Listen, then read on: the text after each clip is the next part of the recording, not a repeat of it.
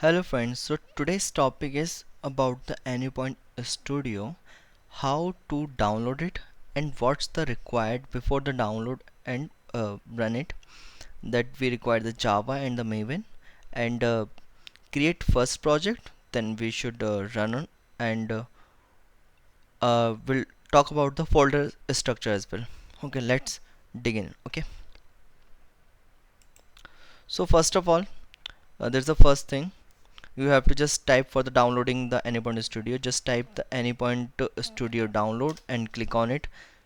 There's the first link, you will click on it, then you will move into the Mulesoft page. My internet's a bit slow, so yeah. So after you just provide these details, there's a link, it's already generated and you can click to download it. You will get the zip file. Okay, you have to extract into your local disk C drive where your the operating system placed. So you just extract here and double click on this icon, and before you uh, run it, you must have the Java. Okay, so basically you just go to the internet and type the Java 8 and also the Maven, and after downloaded you just have to set their environment variables. So I'm going to show you how to we place the environment variables. So this is a Java home. So I'm having the Java here in the C drive program files Java JRE 1.8 and bin. Okay, so this uh, uh, the path you have to copy and paste it here with this Java underscore home variable, similar for to the Maven home. So you need these two for running the Anypoint Studio. So let's double click on it. So I already click on it, so it's coming the window like that. There you have to click create a new project. Also you can go to the file new and create a mule project. Yep, yes, right. So I'm creating test as a project name, and this is about the importing the rammers that we are talking about later in our upcoming sessions. So let's finish it out.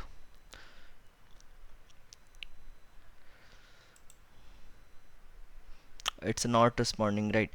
Many times actually the studio is taking so much memory, so it takes time to work on it, right? So there's a dependency will be added, see in the lower right side. So we comment here and we are running the project. Okay, see, so I'm going to run the create a project that printing the hello Darvish, that's my name. So I'm just putting the scheduler and I'm providing the frequency about seconds, that is 10 seconds, the 5 seconds it's sufficient.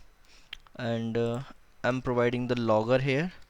Logger is basically to log the data into the console. So this is just I'm typing.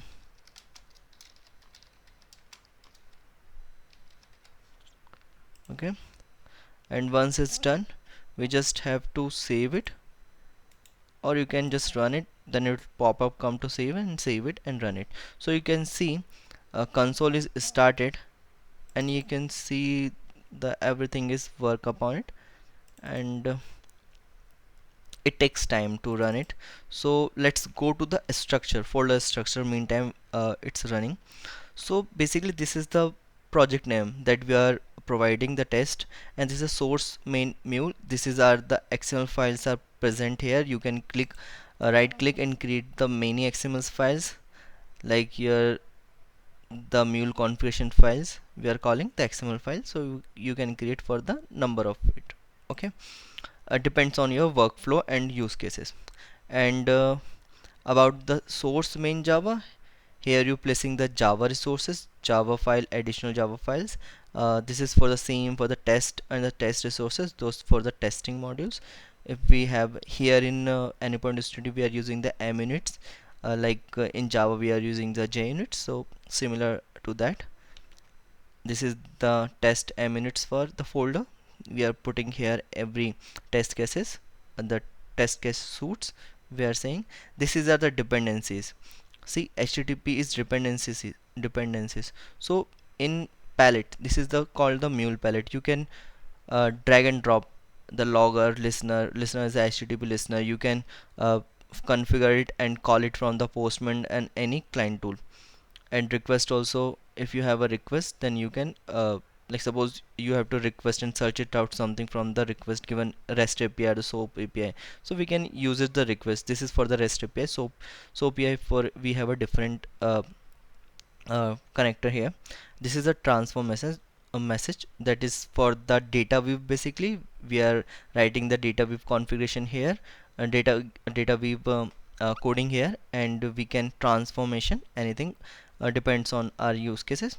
And this is a set payload. If we are setting the payload, the client, suppose we are hitting the postman URLs and we are getting the response from the payload, right? So payload is the incoming data and output data, and the flow reference for to uh, redirect to into the another flow. So that's the mainly things. Still our project is running, so I already told it's taking too much time. So let's go here again. So these are the libraries while working, so it's automatically downloaded, you no need to worry. The sockets, and it's coming to the mule artifact.json. I will show you what's in here. This is our the version, but this is very useful while we are deploying our project into the Anypoint platform.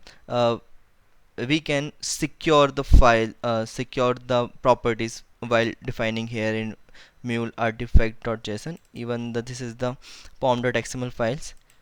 This is a design, you can see like that, and this is source. So you can basically in here the pom.xml, the group id, artifact id, version, and the dependencies will be here, so you can check it out and understand what the dependencies are added and based on your use cases and project.